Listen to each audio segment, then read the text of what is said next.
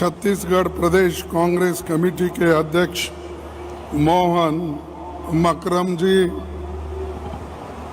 राजस्थान के मुख्यमंत्री अशोक गहलोत जी, हिमाचल के मुख्यमंत्री सुखबीर सिंह सुक्खू जी, प्रदेश कांग्रेस कमेटी के अध्यक्षगण, कांग्रेस विधानमंडल के नेतागण, हमारे सांसद, विधायक, एमएलसी साथियों और एआईसीसी के सम्मानित सदस्यगण और पीसीसी डेलीगेट्स, अग्रिम संगठनों में और उसके विभाग के नेतागण और साथियों, विशेष अतिथिगण और मेरे मीडिया के मित्रों, भारतीय राष्ट्रीय कांग्रेस का वो 85 यानी 85 महाधिवेशन में आप सबका मैं दिल से स्वागत करता हूं। देश में सबसे पहले हमारे कांग्रेस पार्टी के जितने भी पीसीसी डेलीगेट्स हैं उनका मैं धन्यवाद करता हूं। आप सब ने मुझे चुना, मुझे विश्वास किया और देश की कांग्रेस का नेतृत्व करने का मौका मुझे दिया गया। कांग्रेस जनों का विश्वास ही मेरे जीवन भर की कमाई है। मैं यकीन दिलाता हूं कि मैं अपने आखिरी सांस तक कांग्रेस के मूल्यों की रक्षा करूंगा और हम सब हर बलिदान देकर देश के सामने खड़ी हर भीषण चुनौती का भी सामना करेंगे। आप में से काफी साथी मेरे जीवन की राह से परिचित है। ये केवल कांग्रेस में ही संभव है कि एक साधारण व्यक्ति जो कभी ब्लॉक कांग्रेस कमेटी का अध्यक्ष हो, आज भारतीय राष्ट्रीय कांग्रेस का अध्यक्ष निर्वाचित हो गया। ये कांग्रेस के लिए और लोकतंत्र का सबसे बड़ा सबूत श्रीमती सोनिया गांधी जी, राहुल गांधी जी और मेरे पीसीसी डेलीगेट्स और हमारे वर्किंग कमेटी के सारे सदस्यों ने मुझे आशीर्वाद किया। तो इसीलिए ये आज मैं ब्लॉक कांग्रेस कमेटी से एआईसीसी अध्यक्ष बनने में मुझे एक मौका मिला। साथियों, मैं आज बेहद भावुक भी हूं।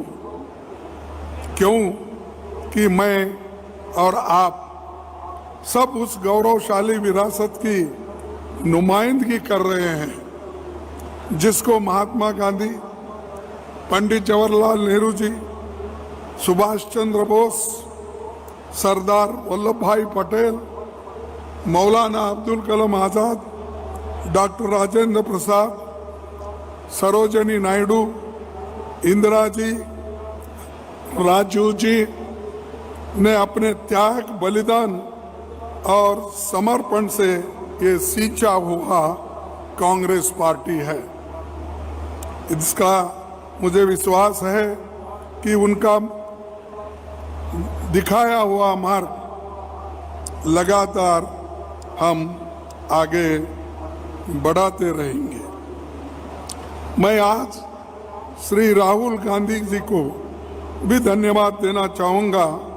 ये प्रेम केवल कांग्रेस जनों की ओर से नहीं बल्कि भविष्य के करोड़ों उम्मीद लिए हर भारतवासियों से भी ये उम्मीद है।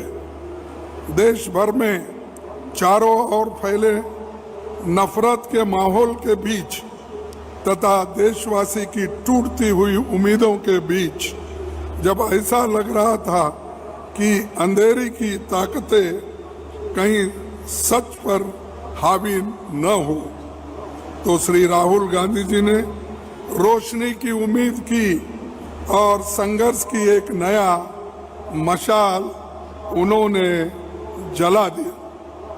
भारत जोड़ो यात्रा देश की उम्मीदों के उगते सूरज की नई सुबह का नाम है, जिसकी रोशनी कन्याकुमारी से कश्मीर तक फैल गई और अब पूरे देश के हर कोने कोने में राहुल जी अपने असंभव को संभव कर दिखाया।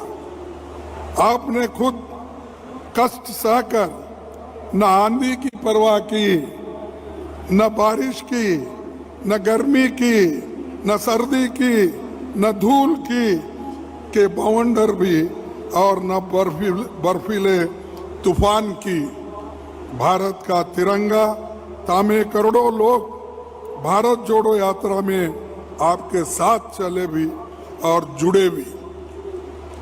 और हमने एक बार फिर ये साबित करके दिखाया कि भारत की आत्मा में कांग्रेस है। भारत की पीड़ा कांग्रेस जानती है और देशवासियों की तकलीफें देश जानती है। हमारा दिल तड़पता है और खासकर जो राहुल गांधी जी 3700 से ज़्यादा किलोमीटर चलकर राहुल जी अपने और कांग्रेस जनों के ये दिखा दिया बलिदान की परिपाटी का जज्बा और देश की मिट्टी की खुशबू हमारे लहू के हर कतरे में आपको मिलेगा। ये राहुल जी का काम है, इसीलिए मैं इस पर उनको धन्यवाद देता हूँ। वो इसी ढंग से हमको मार्गदर्शन करते रहे, जुड़ते रहे और सभी को युवाओं को जो प्रोत्साहन मिला है वो आगे भी वो दिखाई देगा। दूसरी बात, आप सबको मैं याद दिलाना चाहता हूं कि राष्ट्रपिता महात्मा गांधी आज के करीब 100 साल पहले 1924 में मेरे गृह राज्य कर्नाटक में बेलगांव महाधिवेशन में कांग्रेस के अध्यक्ष बने थे। गांधी जी ने आज़ादी के लिए गांव देहात से लेकर किसानों और मजदूरों को कांग्रेस के झंडे तले खड़ा किया, नई दिशा दी। बेलगाम में कांग्रेस का स्वरूप बदला और कांग्रेस संविधान में भी बड़ा बदलाव हुआ। गांधी जी ने कांग्रेस को भारत के किसानों, मजदूरों, गरीबों और 15 गरीब मजदूर आत्महत्या को मजबूर है, तो दूसरी ओर दिल्ली की सत्ता में बैठे लोग मजदूरी के मनरेगा बजट 30,000 पे आया, जो बजट 90,000 था और 100 दिन काम देने का था, उस बजट को घटाकर आज 30,000 रुपये कर दिया। 60,000 रुपये उसका घाटा यानी अलॉटमेंट कम कर दिया। तो ये गरीबों के प्रति उनका काम है, इसीलिए इस सरकार को हम चेतावनी देना चाहिए, एक होकर लड़ना चाहिए, क्योंकि 100 दिन काम के लिए आज के मिनिमम वेजेस के तहत 1,75,000 करोड़ की जरूरत है, लेकिन इन्होंने सिर्फ 30,000 करोड़ रुपए अपने बजट में रखा है।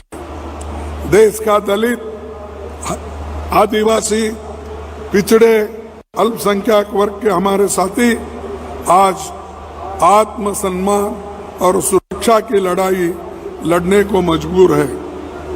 शायद इसीलिए बार बार हाथरस, उन्नाव ऊना जैसी डरावनी घटनाएं हुक्मरानी की आत्मा को परेशान नहीं करती।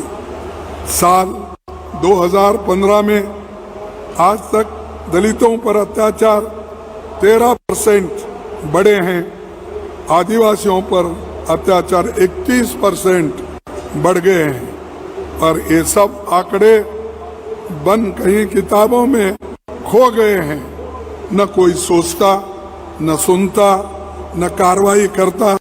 गरीबों को ताकत देने के भाषण तो बहुत देते हैं, वोट लेने के लिए पिछड़ों की बात ज्यादा करते हैं, पर ये भूल जाते हैं कि सैकड़ों पब्लिक सेक्टर यूनिट्स जो आप मित्रों को बेच रहे हैं, उसमें लाखों गरीबों के लिए रिजर्वेशन की नौकरी भी चली जा रही है।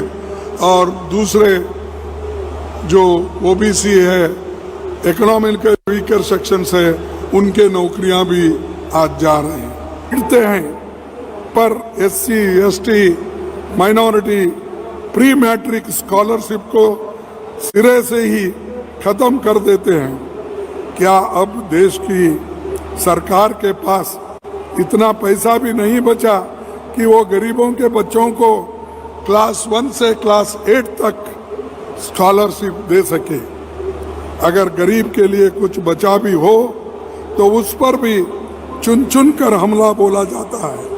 शायद इसीलिए इस साल दिल्ली में बैठी सरकार ने फूड सिक्योरिटी का 90,000 करोड़ रुपया काट दिया। जो श्रीमती सोनिया गांधी जी, मनमोहन सिंह जी ने गरीब लोगों के लिए, उनके पेट भरने के लिए उन्होंने जो कानून बनाया, उसमें इन्होंने आज 90,000 करोड़ का कटौती इन्होंने किया है।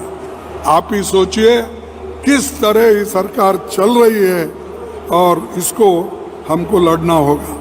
मैं कई बार सोचता हूँ कि भाजपा की ये सरकार कितने गरीबों के मुंह से निवाला छीन लेंगे और इनके धन्ना सेठ मित्रों के पेट भर जाएंगे।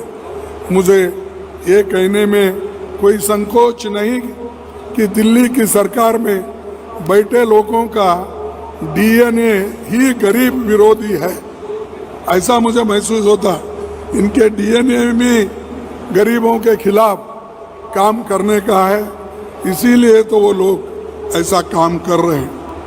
एक तरफ देश की संस्थाओं, देश के लोगों, देश के गरीबों पर हमला, तो दूसरी ओर भारत माँ की सरजमी पर हो रही चीनी द्वारा इलीगल ऑक्यूपेशन के सामने घुटने टेक हुई दिल्ली भाजपा सरकार। हमारी राजनीतिक मतभेद चाहे कितना भी हो, हम भारत की सुरक्षा को लेकर एक हैं। हम भारत की सेनाओं के साथ खड़े हैं, पर एक और हमारी सेनाओं की बहादुरी है और दूसरी ओर सरकार की विफलता है।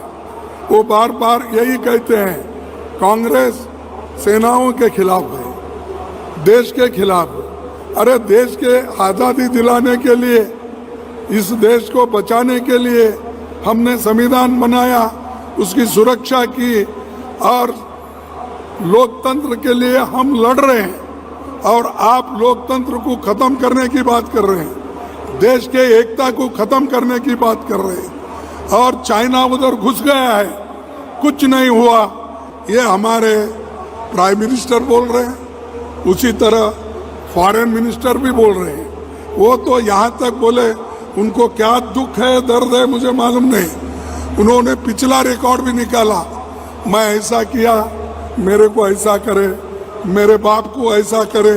अरे आप एक मंत्री हो एक पार्टी के, वो छोड़कर आपके निजी कारणों के लिए ये कह रहे हैं कि कांग्रेस सरकार ने ये कि मेरे पिताजी को प्रमोशन नहीं दिया या मेरे पिताजी को वहां से